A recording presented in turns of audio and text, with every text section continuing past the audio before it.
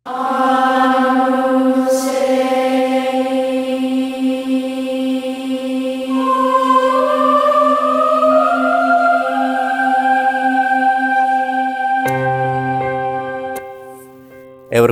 പുതിയ പ്രഭാതത്തിൻ്റെ എല്ലാ ആശംസകളും സ്നേഹത്തോടെ നേരുകയാണ്.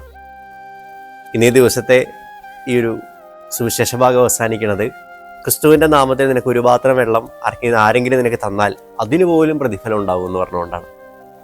ഈശോയുടെ വലിയൊരു കരുതൽ അതാണ്. അവൻ്റെ നാമത്തിൽ ചെയ്യുന്നതിന് ഒരു പ്രാധാന്യം ഉണ്ടെന്നുള്ളതാണ്. നമ്മുടെ ജീവിതത്തിൽ ഏറ്റവും പ്രധാനപ്പെട്ട ഒരു കാര്യം, നമ്മൾ ശ്രദ്ധിക്കാതെ പോകുന്നൊരു കാര്യമുണ്ട്. നമ്മുടെ ജീവിതം മുഴുവൻ ഒരു കത്തോലിക്കൻ്റെ ജീവിതം മുഴുവൻ ക്രമീകരിക്കപ്പെട്ടിരിക്കുന്ന അവൻ്റെ നാമത്തിലാണ്. പിതാവിൻ്റെയും പുത്രൻ്റെയും പരിശുദ്ധാത്മാവിൻ്റെയും നാമത്തിൽ. അതെല്ലാ കർമ്മങ്ങളും അങ്ങനെയാണ്. മാമോദിസ നൽകുന്നതായിക്കോട്ടെ, കൂദാശ പരിവർഗം ചെയ്യുന്നതായിക്കോട്ടെ, കുരിശു വരയ്ക്കുന്നതാകട്ടെ, എല്ലാം ഈ ദൈവനാമത്തിലാണ് നമ്മൾ മുന്നോട്ട് പോകുന്നത്. എന്തിനാന്ന് വെച്ചാൽ ഞാൻ ധരിക്കുന്നത് അവനെയാണ് ഞാൻ ഭരിച്ചിരിക്കുന്നത്, അല്ലെങ്കിൽ അവനെയാണ് ഞാൻ സ്നേഹിക്കുന്നത്. ഈ ക്രിസ്തുവിന് വേണ്ടിയിട്ടാണ് ഞാൻ ജീവിക്കുന്ന ഒരു വലിയ ബോധ്യം ഉണ്ടാവട്ടെ. നമ്മൾ എന്ത് ചെയ്യുമ്പോഴും, ഒരു പാത്രം വെള്ളം കൊടുക്കുന്നതായിക്കോട്ടെ, എന്ത് നന്മ ചെയ്യുന്നത് അവൻ്റെ നാമത്തിന് വേണ്ടിയിട്ടാണ്. അല്ലാണ്ട് ഞാൻ നന്മ ചെയ്യാൻ വേണ്ടി ചെയ്യണതല്ല. ഇതെൻ്റെ ഉള്ളിൽ എന്നെ പ്രേരിപ്പിക്കുന്നത് കൊണ്ടാണ് പലപ്പോഴും ഞാൻ ഈ നന്മയിലേക്ക് വരിക.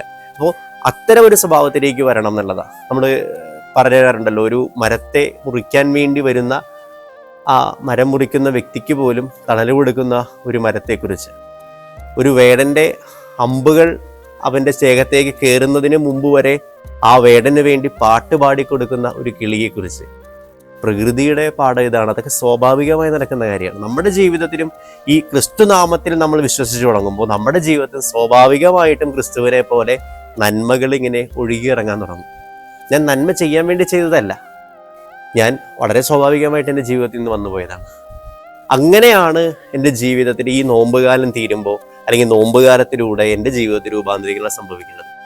ഞാൻ ബോധപൂർവ്വം നന്മ ചെയ്യാൻ വേണ്ടി ബുദ്ധിയോടെ ചിന്തിച്ച് വിവേകത്തോടെ ഒരു കാര്യം പ്രവർത്തിക്കുകയല്ല.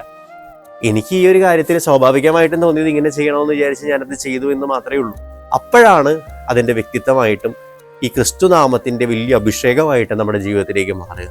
നമുക്ക് വേണ്ട ഇന്നേ ദിവസം നമ്മൾ ചിന്തിക്കേണ്ട, അല്ലെങ്കിൽ നമുക്ക് ചിന്തിക്കേണ്ട ഒരു വിഷയം എന്ന് പറയുന്നത് ഇതാണ്: ഈ സ്വാഭാവികമായി നന്മ വരുന്ന ഒരു ജീവിതമായി മാറിയിട്ടുണ്ടോ? ഈ ക്രിസ്തുനാമത്തിലുള്ള എൻ്റെ ജീവിതം, എൻ്റെ കൂദാശ പരികർമ്മങ്ങൾ, എൻ്റെ ആത്മീയ ജീവിതം, എൻ്റെ കുരിശടയാളങ്ങൾ, ഇതൊക്കെ എന്നെ ഒരു ക്രിസ്തുവാക്കി രൂപാന്തരപ്പെടുത്തിയിട്ടുണ്ടോ? സ്വാഭാവികമായി എന്നിൽ നിന്ന് നന്മ, സ്നേഹം, പുണ്യം ഇങ്ങനെ നിർഗളിക്കുന്നുണ്ടോ? ഇല്ലെങ്കിൽ അത്തരമൊരു സ്വഭാവത്തിലേക്ക് എന്നെ രൂപാന്തരപ്പെടുത്തണമേ എന്ന് ഈ ഒരു ദിവസം നമുക്ക് പ്രാർത്ഥിക്കാം.